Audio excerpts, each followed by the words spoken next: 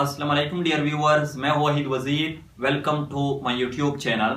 तो इस वीडियो में हम डिस्कस करने वाले हैं केमियो ऑस्मोसिस। लाइट रिएक्शन पर मैं वीडियो बना चुका हूं और अपलोड भी कर चुका हूं। आप लोगों ने देखा होगा अक्सर बुक्स में ये लिखा होता है कि लाइट रिएक्शन में एटीपी की जो फॉर्मेशन होती हैं वो केमियो ऑस्मोसिस के थ्रू होती हैं। तो इस वीडियो में हम केमियो ऑस्मोसिस को डिस्कस करेंगे।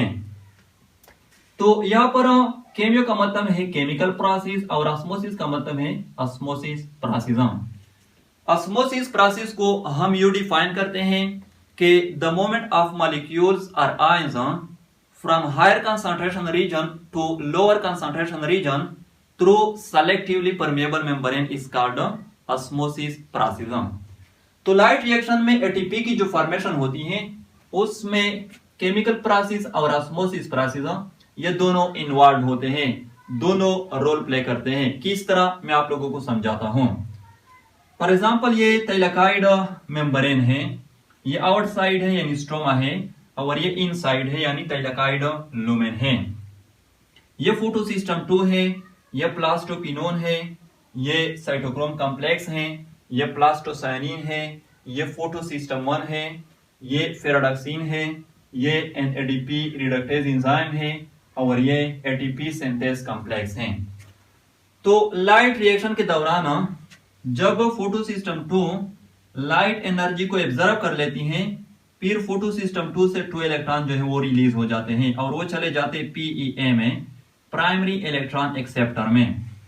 फोटोसिस्टम 2 में 2 इलेक्ट्रॉन की डिफिशियंसी हो जाती है। At the same time thylakoid lumen में वाटर मॉलिक्यूल की स्प्लिटिंग हो जाती है इनटू 2 हाइड्रोजन आयन, 2 इलेक्ट्रॉन और 1 ऑक्सीजन एटम, जिसको फोटोलिसिस ऑफ वाटर कहा जाता है। ये जो ऑक्सीजन एटम है ये एक और ऑक्सीजन एटम के साथ मिलकर O2 बना लेता है और ये O2 फिर रिलीज हो जाता है as a by product to the atmosphere through stomata. ये जो इलेक्ट्रॉन है ये चले जाते हैं फोटोसिस्टम 2 में, यानी फोटोसिस्टम 2 में जो इलेक्ट्रॉन की डिफिशियंसी क्रिएट हुई थी वो कंप्लीट हो जाती हैं। पीईए से इलेक्ट्रॉन चले जाते पीक्यू में, प्लास्टोक्विनोन में, पीक्यू से चले जाते हैं साइटोक्रोम कॉम्प्लेक्स में, साइटोक्रोम कॉम्प्लेक्स से चले जाते हैं प्लास्टोसायनिन में।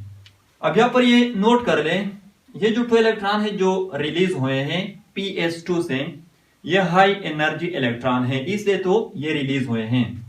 तो ये इलेक्ट्रॉन जब इस सीरीज से गुजरते हैं, इस चेन से गुजरते हैं तो एनर्जी को रिलीज करते हैं और वो energy thylakoid membrane ATP formation में यूज करती हैं। किस तरह देखो, ये इलेक्ट्रॉन जब साइटोक्रोम कॉम्प्लेक्स से गुजर जाते हैं और यहाँ पर जो एनर्जी रिलीज कर लेते हैं, साइटोक्रोम कॉम्प्लेक्स उस एनर्जी को यूज कर लेती हैं।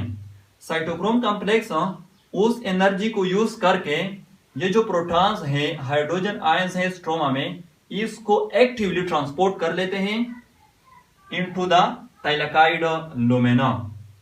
तो थाइलेकॉइड लुमेन में ऑलरेडी हाइड्रोजन आयन मौजूद हैं जो वाटर की स्प्लिटिंग की वजह से प्रोड्यूस हुए हैं। जब ये अंदर आ जाते हैं तो थाइलेकॉइड लुमेन में प्रोटॉन्स हाइड्रोजन आयन की कंसंट्रेशन इंक्रीज हो जाती हैं। थाइलेकॉइड लुमेन में पॉजिटिव चार्ज इंक्रीज हो जाती है कंपेयर टू स्ट्रोमा, यानी इलेक्ट्रोकेमिकल ग्रेडियंट जो है वो क्रिएट हो जाता है।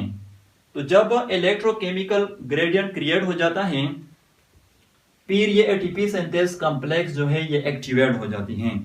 जब एटीपी सिंथेस कॉम्प्लेक्स एक्टिवेट हो जाती हैं फिर ये जो हाइड्रोजन आयंस हैं, ये जो प्रोटॉन्स हैं, ये हायर कंसंट्रेशन रीजन से यानी थाइलेकॉइड लुमेन से स्ट्रोमा की तरफ, लोअर कंसंट्रेशन रीजन की तरफ मूवमेंट स्टार्ट कर लेते हैं थ्रू एटीपी सिंथेस कॉम्प्लेक्स। तो जब ये हाइड्रोजन आयन बाहर जाना स्टार्ट कर लेते हैं एटीपी सिंथेस कॉम्प्लेक्स के थ्रू, इस प्रोसेस में हाइड्रोजन आयन जो है वो एनर्जी को रिलीज करती हैं और वो energy ATP synthase complex ATP बनाने में यूज कर लेती हैं। याद रखें यहाँ पर ये जो एटीपी सिंथेस कॉम्प्लेक्स हैं ये एक्ट करती हैं एज अ मॉलिक्यूलर टर्बाइन, यानी यहाँ पर जो एडीपी और इनऑर्गेनिक फॉस्फेट हैं ये एक दूसरे के साथ कंबाइन हो जाते हैं और एटीपी जो है ये बन जाती हैं। अब यहाँ पर केमिकल प्रोसेस कौन सा है और ऑस्मोसिस प्रोसेस कौन सा है। देखो ये जो इलेक्ट्रॉन है ये जब एक मॉलिक्यूल से दूसरे मॉलिक्यूल में ट्रांसफर होते हैं और एनर्जी को रिलीज करते हैं तो ये क्या है, ये केमिकल प्रोसेस है। इस तरह हाइड्रोजन आयन का जो एक्टिव ट्रांसपोर्ट होता है स्ट्रोमा से थाइलाकाइड लुमेन में साइटोक्रोम कॉम्प्लेक्स के थ्रू, तो ये भी क्या है, केमिकल प्रोसेस है। ऑस्मोसिस प्रोसेस कौन सा है, हाइड्रोजन आयंस का जो मूवमेंट होता है थाइलाकाइड लुमेन से यानी हायर कंसंट्रेशन रीजन से स्ट्रोमा की तरफ लोअर कंसंट्रेशन रीजन की तरफ थ्रू एटीपी सिंथेस कॉम्प्लेक्स, ये क्या है, ये ऑस्मोसिस प्रोसेस है। थाइलाकाइड मेम्ब्रेन जो है ये सेलेक्टिवली परमिएबल मेम्ब्रेन है। तो लाइट रिएक्शन में एटीपी की जो फॉर्मेशन होती है उसमें केमिकल प्रोसेस और ऑस्मोसिस प्रोसेस दोनों इन्वॉल्व होते हैं, दोनों रोल प्ले करते हैं। तो इसलिए हम ये कहते हैं कि लाइट रिएक्शन में एटीपी की जो फॉर्मेशन होती है वो केमियो ऑस्मोसिस प्रोसेस के थ्रू होती हैं। बाकी जो लाइट रिएक्शन है वो मैं प्रीवियस वीडियो में डिटेल के साथ डिस्कस कर चुका हूं।